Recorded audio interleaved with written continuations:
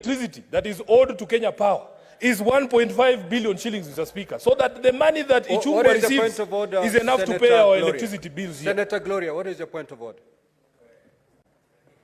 Thank you, Mr. Speaker. I am aware we are discussing county issues, but Mr. Speaker, we still have to be guided by our standing orders. And they are very clear about discussing any other member of, a member of parliament, either from the Senate, Mr. Speaker, or from here. And imputing improper motive, Mr. Speaker. Mr. Speaker, and I understand, Mr. Speaker, allow me. Honorable, order.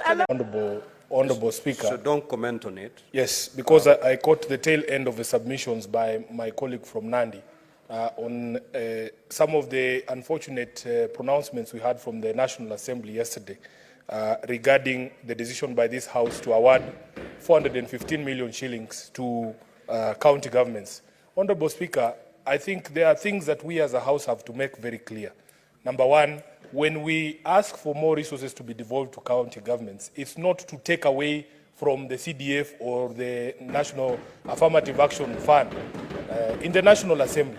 I think what some honorable members in the National Assembly were trying to do is to poison the mind of Kenyans that, in fact, we're going to raise those funds in order to raise the 24 billion extra that this House passed for county governments. Number two, Honorable Speaker, I want the National Assembly also to address itself to the question of whether there is corruption, mismanagement, and misuse of resources in the national government, so that when they stand up and castigate county governments and say, oh, all these people travel with their girlfriends, it's not as if officers in the national government do not have girlfriends that they travel with. Mr. Speaker, if we are going to have a conversation, I think that conversation has to be an objective conversation. Mr. Speaker, finally, there has to be also a time that in this country, we demonstrate to each individual county how the money that has been allocated to the national government is spread across the 47 counties. Because there is inordinate focus, Mr. Speaker, on the money that is sent to counties from this particular House, and it represents less than 10% of the budget. Mr. Speaker, every time you ask, why are roads not being built in Nairobi? Mr. Speaker, in Nairobi alone, we have 50 stalled road projects. When you ask, you say, oh, but Nairobi received 20 billion shillings. Mr. Speaker, an analysis was done of the distribution of resources at the national level from the Kenya Rural Roads Authority and from Kenya. Mr. Speaker, and by illustration, this was an analysis of the constituencies' allocation from Kera and Kura in Kiambu County. And we will not be surprised that the person who was castigating Senate yesterday, the Honorable Kimani Ichungwa, the Member of Parliament for Kikuyu, Mr. Speaker, out of the money that is allocated, 350 million shillings allocated to Kiambu County and Akura, 220 million shillings has somehow found its way to Kikuyu constituency, from where this Member of Parliament comes from. Mr. Speaker, 94% of the money under Kera is utilized in Kikuyu constituency alone.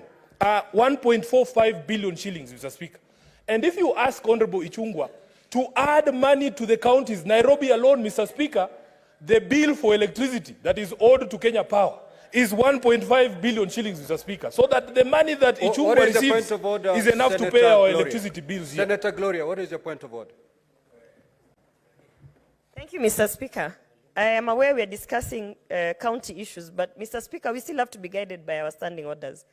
And they are very clear about discussing any other member of, a member of parliament, either from the Senate, Mr. Speaker, or from here. And imputing improper motive, Mr. Speaker. Mr. Speaker, and I understand, Mr. Speaker, allow me. Honorable, order, allow me. Faki, order. Mr. Proceed. Speaker, protect me. I'm just saying, I understand that we are trying to highlight on the issues of devolution, Mr. Speaker. But can the Honorable Senator of Nairobi try and make his point without discussing another member of parliament who is actually not in the House, Mr. Speaker? That is my point of order. Senator Gloria, which standing order has been violated? Mr. Speaker, on, I think it's 98, Mr. Speaker. Mr. Speaker, just allow me, because I know that this is how we are used to sitting me down. There is even content 101, Mr. Speaker, contents of speech. If you go to 101.3, it shall be out of order to use offensive or insulting language, whether in respect of the senators or other.